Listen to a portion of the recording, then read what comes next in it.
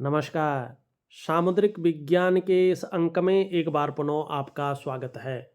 दोस्तों, मैं हूँ भास्करानंद डोभाल और आप देख रहे हैं हस्तरेखा का ये अंक अपने ही पसंदीदा यूट्यूब के चैनल गो ब्लॉग्स में।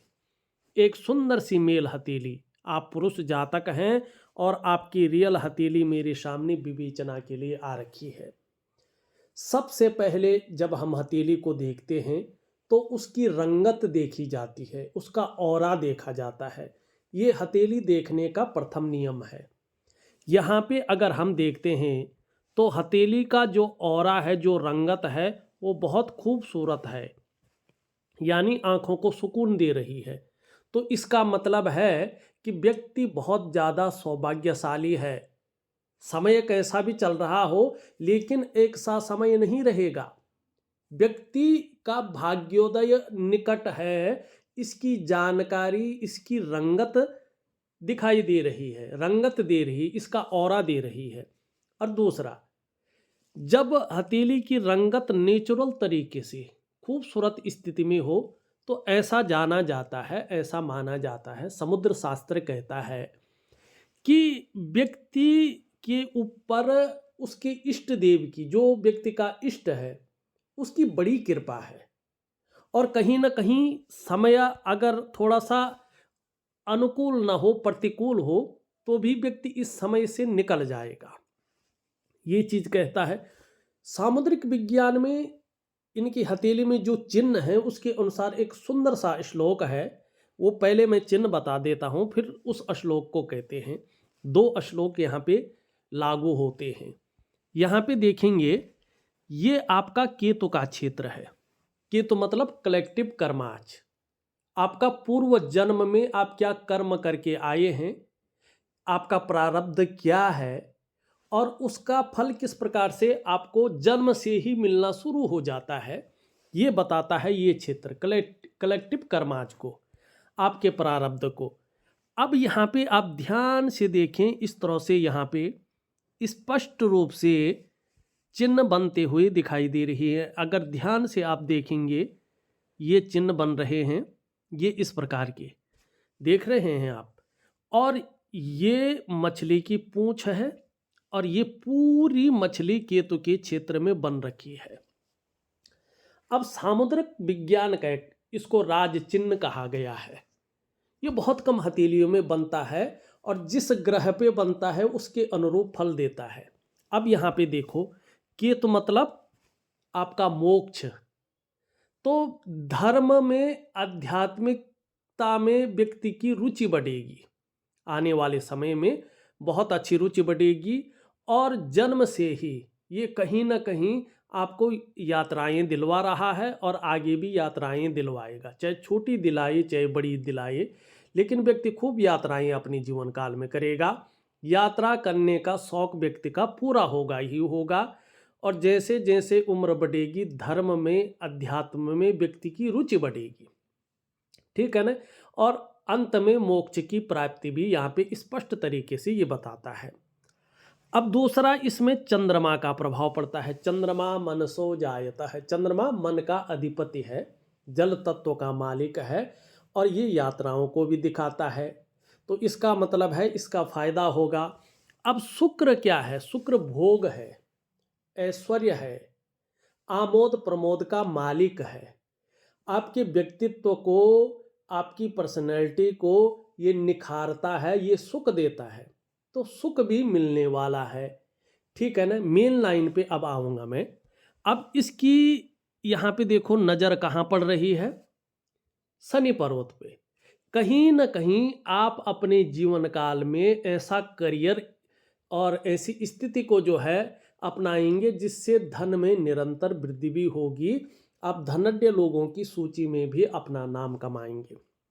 अब मछली का चिन्ह बहुत पवित्र माना जाता है हथेली में, और वो भी जो है केतु के पर्वत पे हो और भाग्य स्थान की और दृष्टि गोचर कर रहा हो, तो ये तो बहुत अच्छा है। इसके बारे में कहा गया है, जनने प्रबल्लो यस्य राजयोगो भवेद्यदि करे वा चरणो वश्यम राज चिन्हम प्रजायते।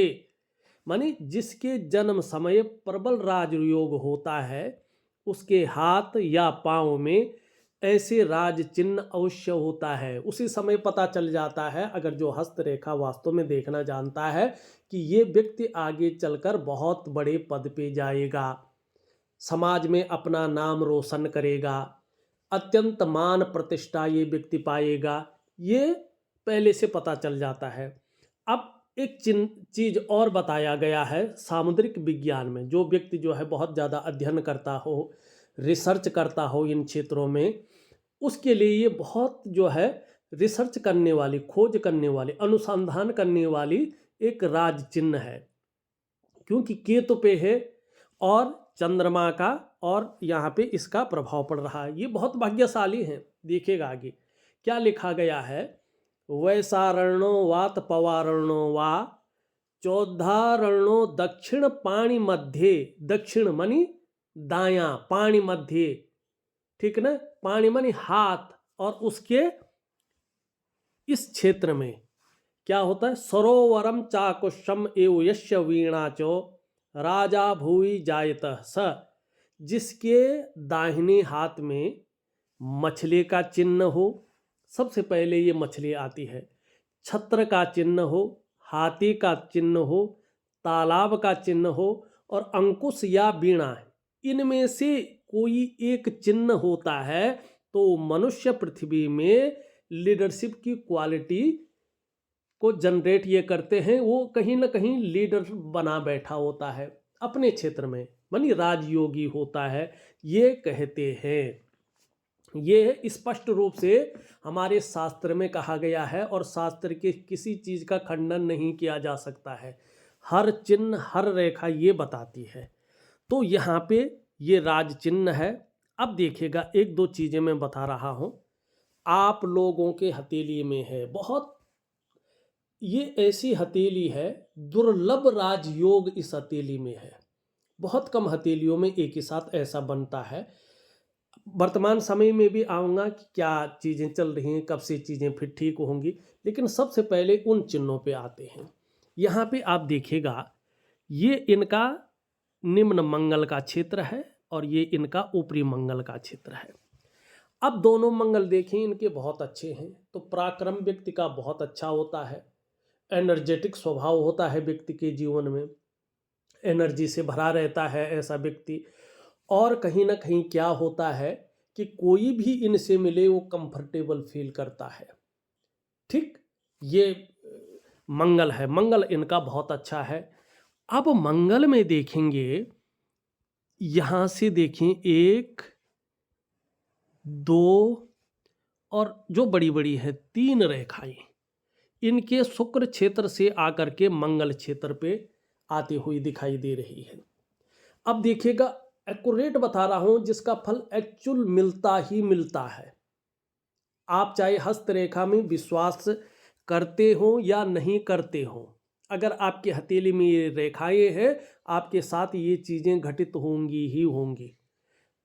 जीवन में आगे पीछे हो सकता है, लेकिन जीवन में घटित होना ही होना है, ये एकदम सत्य है, एक्यूरेट है ये।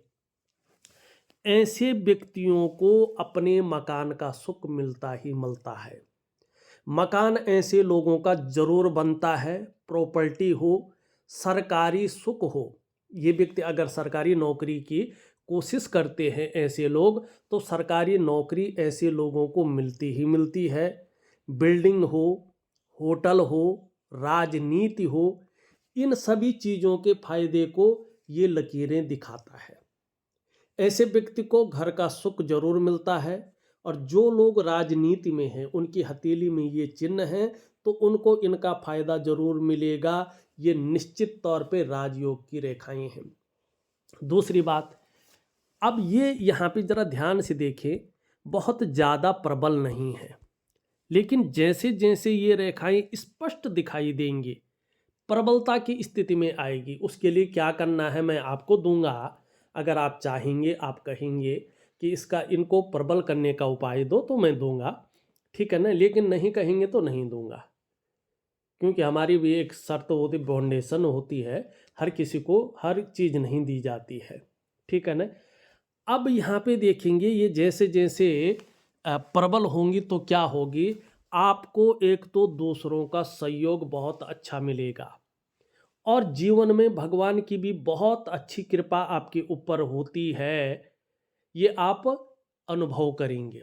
दूसरा, ये लकीरें इंगित करती है आप में बहुत अच्छी प्रतिभा है, तीव्र बुद्धि के आप मालिक हैं, सोचने समझने की ताकत आप में विशेष रूप से होगी और ऐसा भी व्यक्तित्व निखर कर आने वाला है कि जीवन काल में एक बार यदि कोई डिसीजन ले लेंगे तो उसे अंत तक निभाने का सामर्थ्य भी रखेंगे।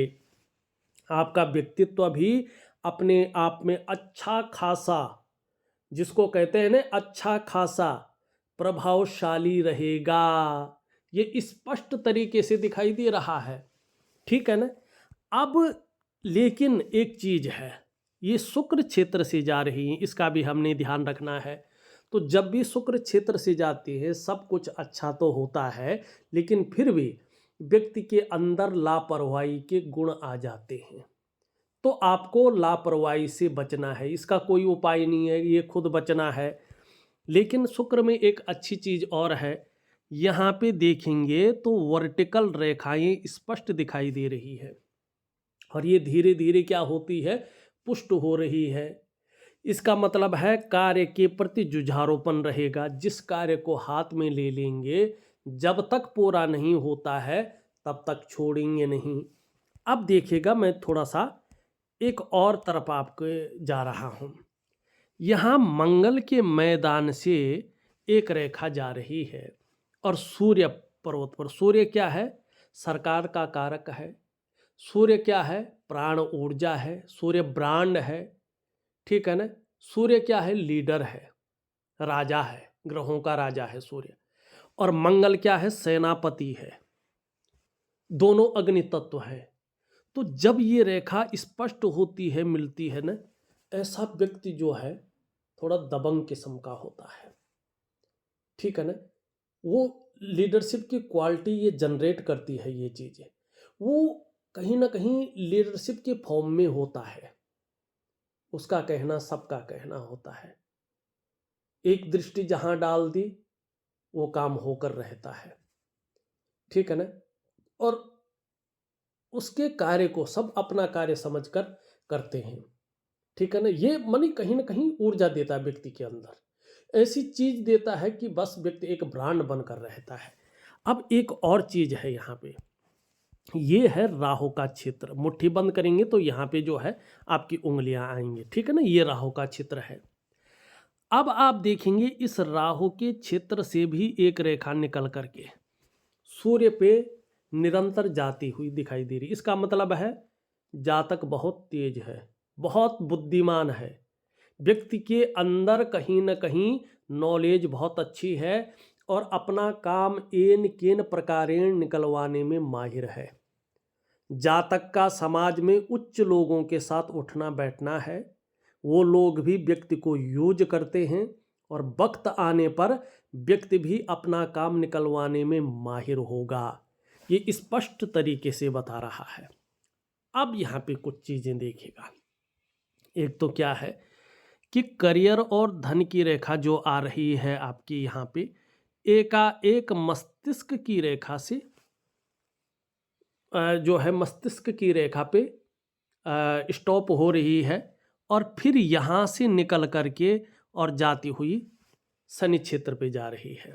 और यहाँ पे जो है ये कोबड़ लिए हुए दिखाई दे रहा है और यहाँ पे मिडिल फिंगर देखेगा ध्यान से तो रिंग फिंगर की ओर झुकती हुई दिखाई दे रही है। अब यही है वर्तमान स्थिति, कम से कम 45वें वर्ष तक की। फिर 45वें वर्ष में ये सीधा अच्छी स्थिति में आ रहा है। तो 45वें वर्ष तक आपको 3 चीजों से बच के चलना है। किन 3 चीजों से? ये शुक्र की, एक तो जल्दबाजी में कोई बहुत बड़ा फैसला नहीं लेना है, जल्दबाजी से बचना है। उतावलेपन में आकर बहुत बड़ा निर्णय नहीं लेना है, उतावलेपन से बचना है।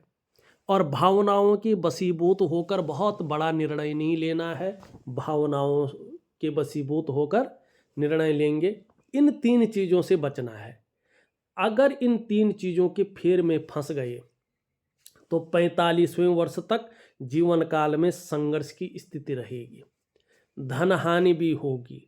और इस दौरान व्यापार कर रहे हों, बिजनेस कर रहे हों, तो बड़ा सोच समझकर व्यापार करना है।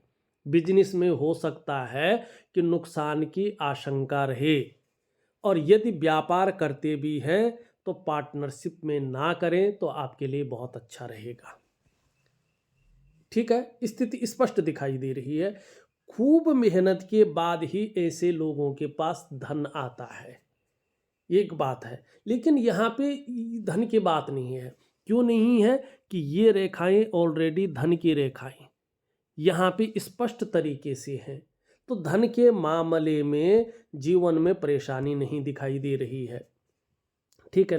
लेकिन जैसे जैसे उम्र बढ़ेगी, पीठ का दर्द है, घुटने का दर्द है और कमर की प्रॉब्लम है, इसकी संभावना बढ़ सकती है। तो इसके लिए क्या करना है आपने? योगा है, प्राणायाम है, मेडिटेशन है, ये चीज़ें आपको करते रहना है। ठीक है ना? हाँ, एक चीज़ निश्चित है कि यहाँ पे 45वें वर्ष की आयु से स्टेबिलिटी बहुत अच्छी आ रही है, भाग्योदय की स्थिति स्पष्ट दिखाई दे रही है। लेकिन 45 तक थोड़ा सा आपको संभल के चलना चाहिए, और थोड़ा सा उतार चढ़ाव है, थोड़ा सा कन्फ्यूजन है, थोड़ा सा जो है न, थोड़ा इस प्रकार से आपको चीज़ों को चलना पड़ेगा। क्योंकि बहुत ज़्यादा मेहनत परिश्रम करने के बाद ही चीज़ों में सफलता की प्राप्ति दिखाई दे रही है। लेकिन जब इसका प्रभाव पड़ेगा तो उस तरह से आपका जो करियर का मामला है, जो धन का मामला है, जो जीवन का मामला है, उसमें अस्थायित्व तो ज़्यादा दिखाई दे रहा है।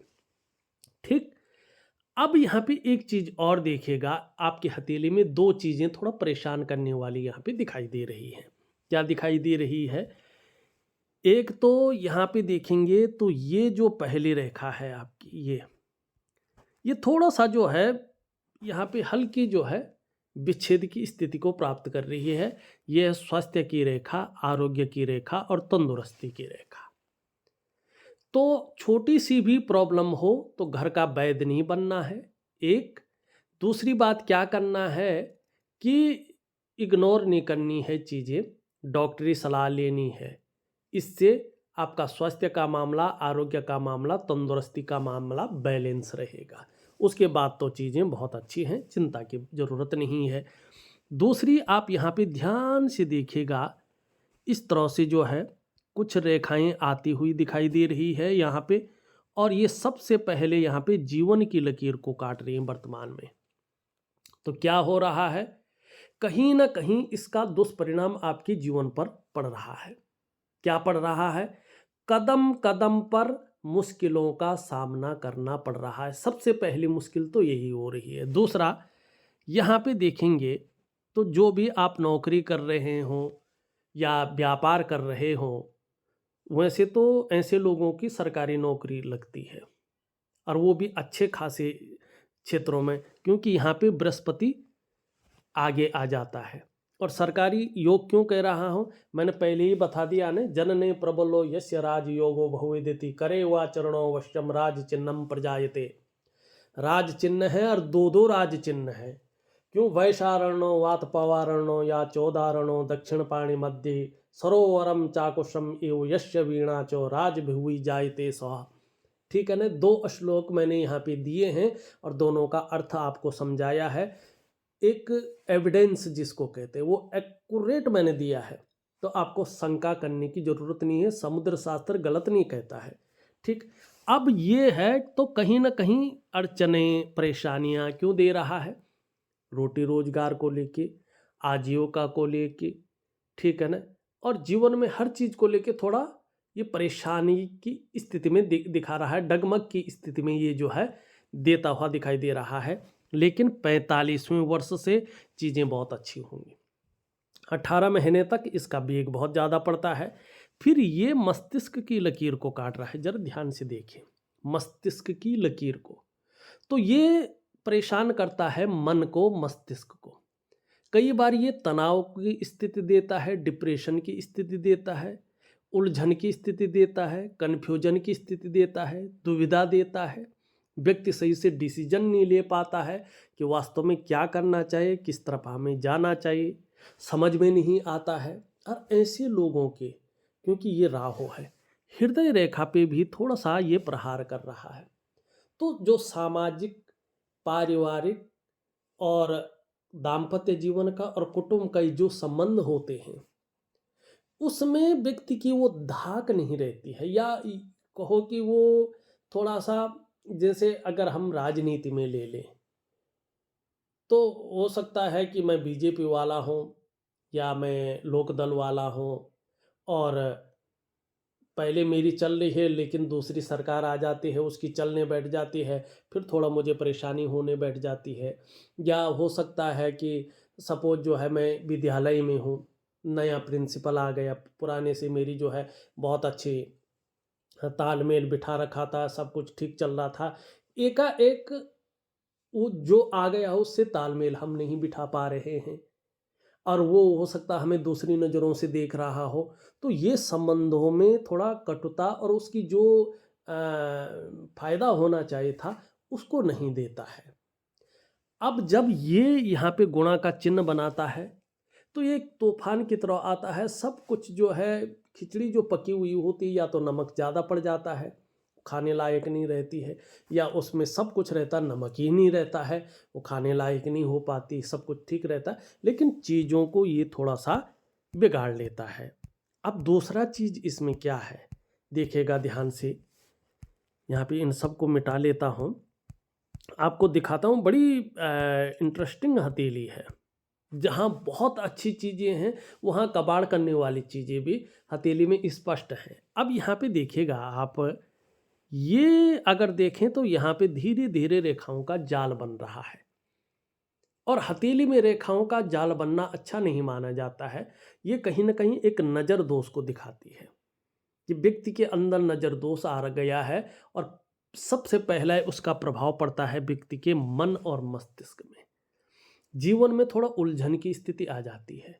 कई बार ऐसा लगता है कि जीवन थोड़ा सा उलझनों में फंस गया है, और जो व्यक्ति की निर्णय लेने की ताकत है वो क्षीण हो जाती है। व्यक्ति सही से डिसीजन नहीं ले पाता है कि वास्तव में क्या करना चाहिए और किस तरफ हमें जाना चाहिए। दूसरा इसका प्रभाव पड़ता है आपके रिश्तों पे, खास करके आपके दाम्पत्य जीवन के रिश्ते पे, आपके परिवार के रिश्ते पे और आपके कुटुंब के रिश्ते पे। इन रिश्तों का जो चरम सुख का भोग है, उसके बीच में ये परिस्थितियां खड़ी कर देता है। तीसरा इसका प्रभाव पड़ता है आपकी सेहत पे, चाहे वो मानसिक सेहत हो, चाहे वो शारीरिक सेहत हो, ये विकार देने की कोशिश करता है। और चौथा इसका प्रभाव पड़ता है आपकी आर्थिक सेहत पे। ये आर्थिक रूप से जो बरकत होती है व्यक्ति के अंदर, उस बरकत को निकाल लेता है, ठीक है ना, और बरकत नहीं होने देता है। ये दरिद्रता की और व्यक्ति को धकेलता है। पांचवा और सबसे बड़ा प्रभाव इसका पड़ता है, तीव्र प्रभाव आपकी डेवलपमेंट पे और आपकी प्रोग्रेस पे। आपको ये माइनस की तरफ धकेलता है, ऊपर की तरफ नहीं उठाता है, बल्कि आप जितना ऊपर आने की सोचते हैं इतना ही ये नीचे की ओर धड़ाम से आपको गिरा लेता है। ये बहुत गलत चीज़ होती है। ये जो आपकी जीवन की नींव है, इसकी जड़ों को खोखला कर लेता है, और फिर आपके शानदार और समृद्ध जीवन को उस गड्ढे में समाहित कर लेता है, और जीवन के महत्व को ख़त्म करने की कोशिश करता है। अब आपको क्या करना चाहिए, इस कोशिश को यहीं पे रोकना होगा। सबसे बड़ी चीज़ इसी को देखना होगा कि जो नाड़ी रेखाओं का प्रभाव पड़ रहा है, जो ये रेखाओं के जाल का प्रभाव पड़ रहा है, कहीं ना कहीं ये पूरे एक समृद्ध जीवन को कैप्चर न कर ले, और उसके महत्व को महत्व विहीन न कर ले। अब इसके लिए वास्तव में करना क्या चाहिए? क्या कोई नग या पत्थर पहनना चाहिए? नहीं। कोई धातु पहननी चाहिए? नहीं। कोई बहुत बड़ा जाप या पूजा करनी चाहिए? नहीं। क्या करोगे इसके लिए? देखिएगा, इसके लिए आपको अगर वास्तव में करना है तो सबसे पहले एक वनस्पति स्नान की प्रक्रिया होती है। आपको वनस्पति स्नान करना पड़ेगा, मैं दे रहा हूँ आपको। और आपका शरीर किससे बना है? पंच महाभूतों से बना हुआ है, 5 एलिमेंट जिनको कहते हैं। अष्ट चक्रों से बना हुआ है, उसमें भी 7 मेजर चक्र इस प्रकृति में मौजूद भगवान सूर्य के चक्रों के साथ परस्पर तालमेल में रहते हैं। अब किससे बना हुआ है, तीसरा बात बताएं तो पंच महाकोश, अन्न कोश से लेके अन्य कोश तक, और नव द्वार, उसमें भी ब्रह्मरंध्र श्रेष्ठ है। 5 ज्ञान इंद्रियां हैं और 5 कर्म इंद्रियां हैं। इतनी सारी चीज़ों से आपका शरीर बना हुआ है, ठीक है ना। इसीलिए हमारे शास्त्रों में स्पष्ट कहा गया है, देहो देवालयो प्रोक्तो, ये देह ही देवालय है और भगवान आपके अंदर है, आपको बाहर नहीं ढूंढना है। समस्याएं अगर आपने देखनी है कि क्या आने वाली है, अपनी हथेली को देखो, उसका निदान देखना है तो अपने शरीर के जो पंच तत्व हैं, अष्ट चक्र हैं, नव द्वार है, पंच महाकोश हैं, उनमें ढूंढो। बाहर कुछ नहीं है, सब आपके अंदर है। तो क्या करेंगे आप, एक तो वनस्पति स्नान की प्रक्रिया का पालन करेंगे कुछ दिन का। उससे क्या होगा, आपके जो रोम छिद्र हैं वो खुल जाएंगे और धीरे धीरे आपके अंदर जो नेगेटिव ऊर्जा है वो उन रोम छिद्रों से बाहर आती जाएगी और जो पॉजिटिव ऊर्जा है वो आपके अंदर आएगी। उसका परिणाम क्या होगा कि जो ब्रह्मांड में आपके इष्ट देव की शक्ति दी गई है वो एक्टिव हो जाएगा और उससे क्या होगा कि आपका ऑरा विकसित होगा, दूसरों पे उसका प्रभाव पड़ेगा और तमाम आयाम आपके लिए काम करेंगे। और जब तमाम आयाम आपके लिए काम करेंगे तो उससे क्या होगा, आपके जीवन में एक सहजता और एक सरलता आएगी, एक चमत्कारिक रूप से आपका जीवन बदलेगा, ये निश्चित है। लेकिन ये कैसा बदलेगा, ये उपाय के ऊपर डिपेंड करेगा। आप उपाय को किस प्रकार से करते हैं, क्या आप उसमें विश्वास रखते हैं या केवल जो है खाना पूर्ति के लिए करते हैं, क्या उसकी विधि, उसकी टाइमिंग को आप ध्यान में रख के कर रहे हैं कि नहीं कर रहे हैं, उसका लाभ आपको उसी रूप में मिलेगा, ठीक है ना। दूसरी क्या चीज़ दूंगा मैं, एक वनस्पति स्नान की विधि तो दे रहा हूँ, दूसरा दे रहा हूँ मैं एक दिव्य सूर्य क्रिया। आपके जो अष्ट चक्रों में से 7 मेजर चक्र हैं जो इस प्रकृति में मौजूद भगवान सूर्य के चक्रों के साथ परस्पर तालमेल में हैं, रहते हैं, वो तालमेल में आ जाएं, उसका फायदा आपको मिले। तीसरा, एक दिव्य योग ध्यान क्रिया, एक प्रकार का प्राणायाम है, एक प्रकार का योगा है, एक प्रकार का मेडिटेशन है, ये आपको दिया जाएगा और इन तीनों का अद्भुत महत्व है। लेकिन सही तरीके से करेंगे तो आपको निश्चित ही लाभ होगा और जो भी समस्याएं जीवन में आ रही हैं, चाहे किसी भी प्रकार की हो, किसी भी प्रकार का असाध्य से असाध्य समस्याएं हो, वो हल हो जाएंगी इन्हीं 3 क्रियाओं से। बस ज़्यादा कुछ नहीं इनको दे रहा हूँ, करने की कोशिश करें, ठीक। अब जल्दी जल्दी थोड़ा सा हाथ का अन्य विश्लेषण करें और फिर जो है आपको भेज दिया जाए। देखिएगा, ये उंगली आपकी पूरी तरह से झुक रखी है इस उंगली की तरफ। धार्मिक भावनाएं बहुत अच्छी रहने वाली हैं, ईश्वर में विश्वास बना रहेगा, अपने आराध्य के प्रति समर्पण की भावना रहेगी। कैसा भी परिस्थिति आए, ईश्वर से विश्वास नहीं डगमगाएगा। ये उंगली पूरी तरह से झुक रखी है आपकी इस तरफ। जीवन में बहुत ज़्यादा मेहनत, बहुत ज़्यादा परिश्रम करने के बाद ही चीज़ों में सफलता मिलेगी। कई बार दौड़ा धूपी का काम भी आपको करना पड़ सकता है और इसका कोई उपाय नहीं है। सफलता मिलेगी लेकिन बहुत ज़्यादा मेहनत और परिश्रम करने के बाद। सूर्य की उंगली पूरी तरह से झुक रखी है और आपकी इस उंगली की तरफ तो यश पाने की चाह, नेम फेम पाने की चाह और अपने कार्यों में विस्तार पाने की चाह बहुत अच्छी रहेगी और आगे चलकर इसका लाभ भी होगा।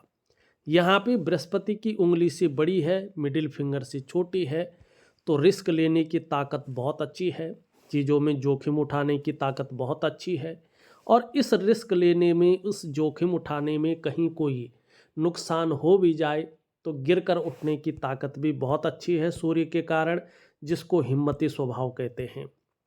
यहाँ पे देखेंगे तो इन दोनों के बीच में गैप दिखाई दे रहा है।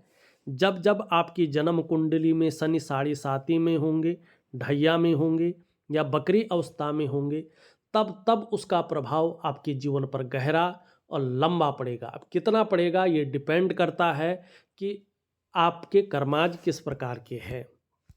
सबसे छोटी उंगली जिसको कनिष्ठिका उंगली कहते हैं, ये पूरी तरह से झुकाव ले रही है और इस उंगली की तरफ धन कमाने की ललक बहुत अच्छी रहेगी। आगे चलकर इसका लाभ बहुत अच्छा मिलने वाला है, लेकिन ये इसके पहले पूर्व तक नहीं पहुंच पा रही है। थोड़ा धन के प्रबंधन में, कागज़ों के रखरखाव में, अकाउंटेबिलिटी में, फाइलिंग में और कम्युनिकेशन स्किल्स में थोड़ी सी कमी रह सकती है। इस कमी को नेचुरल तरीके से दूर करने के लिए यहाँ तक नेल बढ़ाएं तो नेचुरल तरीके से इसका फ़ायदा आपको बहुत अच्छा होगा। अब ये थोड़ा देखिएगा, आप जिस रास्ते पे चल रहे हैं, जो करने की सोच रहे हैं, वो एकदम सही है कि नहीं है, गलत है। कैसे देखेंगे? कोई भी व्यक्ति देख सकता है। ये देखिएगा, आपकी उंगलियों में प्रॉपर तरीके से ऊपर की ओर जाती हुई रेखाएं हैं, कोई भी रेखा कट नहीं रही। इसका मतलब आप एकदम ठीक रास्ते पे चल रहे हैं और एकदम सही कर्म करके आगे बढ़ रहे हैं। भले ही वर्तमान में परेशान हो, लेकिन कर रहे हैं।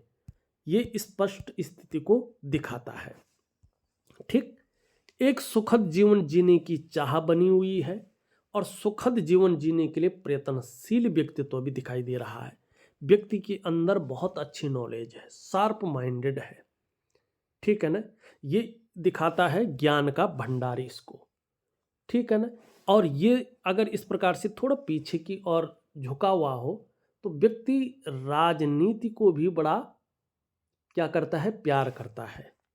ठीक है, राजनीति की भी आकांक्षा व्यक्ति के अंदर रहती है, जरूरी नहीं वो राजनेता हो। यहाँ पे हृदय रेखा अगर देखें, सीधा देवगुरु बृहस्पति से प्रभावित हो रही है, मानी देवगुण इसमें आ रहे हैं। तो आगे चलकर चाहे आप बिजनेस करें, चाहे आप नौकरी करें या कोई और भी काम करें, समाज में एक श्रेष्ठ जीवन व्यतीत करेंगे।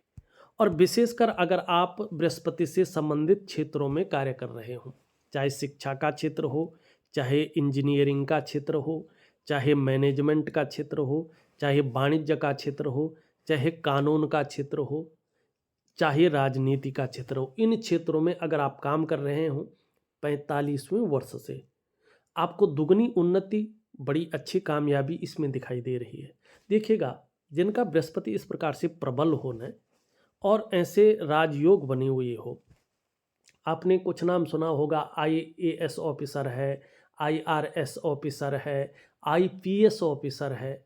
जो मैंने बोला ना, शिक्षा, इंजीनियरिंग, चिकित्सा, वाणिज्य, कानून, राजनीति, ये सब इसी में आते। तो ऐसे लोग ऐसे बड़े पदों पे चले जाते हैं।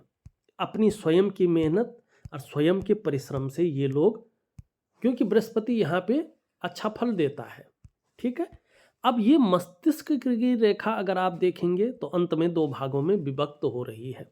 बौद्धिक स्तर बहुत अच्छा है, क्योंकि यहाँ पे बृहस्पति और किसका, मंगल का प्रभाव पड़ रहा है। बृहस्पति ज्ञान है, नॉलेज है, आपकी सेवा है, धर्म है, और ये क्या है, ये आपकी ऊर्जा है, पराक्रम है।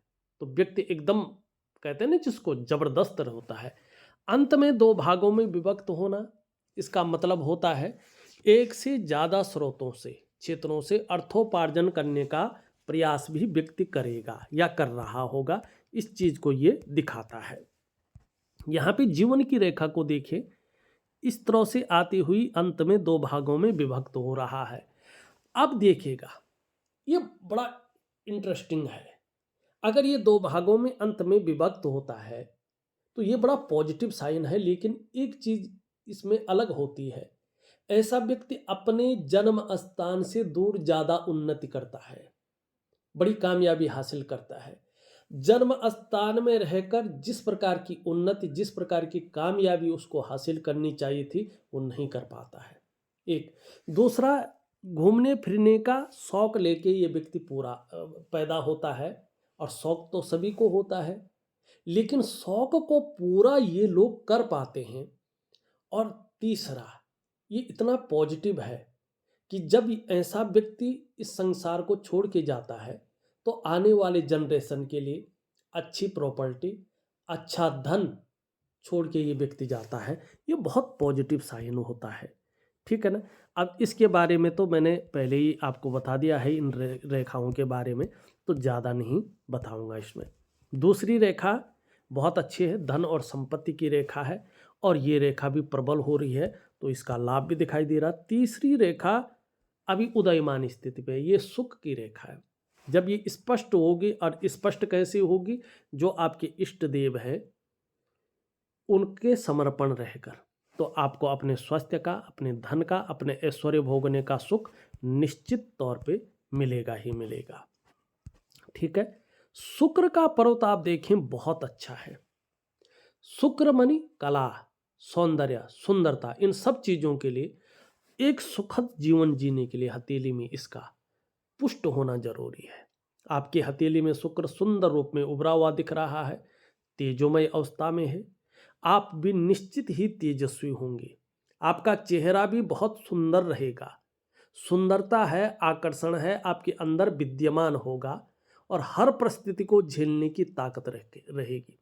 अपने को मेंटेन रखना, अपनी पर्सनालिटी पर ध्यान देना, अपने को सज संवार कर रखना, नई चीज़ों के प्रति रुझान रहना, चाहे नई प्रकार का फैशन हो, नई प्रकार के कपड़े हों, नई प्रकार की मार्केट में कोई चीज़ें हों, और भौतिक सुख सुविधाओं की तरफ बहुत ज़्यादा जो है आपका आकर्षण रहेगा, लग्जरी की तरफ। ठीक है ना। तीसरी बात, ये आपकी जो पर्सनालिटी है, आपका व्यक्तित्व है, उसको सुंदर बनाता है, ये बहुत अच्छी चीज़ है। यहाँ पे मंगल के बारे में मैं पहले बता चुका हूँ, लेकिन आपका बृहस्पति अगर यहाँ पे देखें तो कहीं ना कहीं शनि की तरफ देख रहा है और यहाँ से एक रेखा निकल करके हृदय रेखा में विचरण कर रही है। ये नहीं कहूँगा मैं कि दाम्पत्य जीवन में खटास होगी या वैचारिक मतभेदता होगा, लेकिन फिर भी दाम्पत्य जीवन को लेके, परिवार को लेके अभी 18 महीने या 2 साल तक कोई ना कोई ये चिंताएं देता रहेगा। और बृहस्पति से जुड़ा हुआ अगर आपका करियर है तो उसमें वो कामयाबी हासिल करना थोड़ा मुश्किल हो जाएगा अभी तकरीबन 2 सालों तक, जो आपको चाहिए। और इसमें थोड़ी सी आपको हल्की परेशानियों का भी सामना करना पड़ेगा। शनि की स्थिति बहुत अच्छी है, इसका लाभ होगा। सूर्य में थोड़ी सी रेखाओं का जाल बन रहा है, तो आप समझ रहे हैं ना, सूर्य ठीक नहीं है तो सूर्य उपासना जरूर करें। बुध आपका बहुत अच्छा है, इसका लाभ आपका बहुत अच्छा मिलेगा। चंद्रमा भी धीरे धीरे अच्छा हो रहा है, आगे चलकर इसका लाभ भी बहुत अच्छा मिलेगा। देखा जाए तो मैंने आपकी हथेली का पूरा विश्लेषण करके आपको बता दिया है, और जो उपाय है वो विधिवत तरीके से लिख करके ऑडियो के माध्यम से आपको भेज रहा हूं। आप करने की कोशिश करें, निश्चित ही आपको बड़ा लाभ होगा। इस वीडियो में बस इतना ही। एक नई वीडियो के साथ पुनः उपस्थित होऊंगा, तब तक के लिए नमस्कार।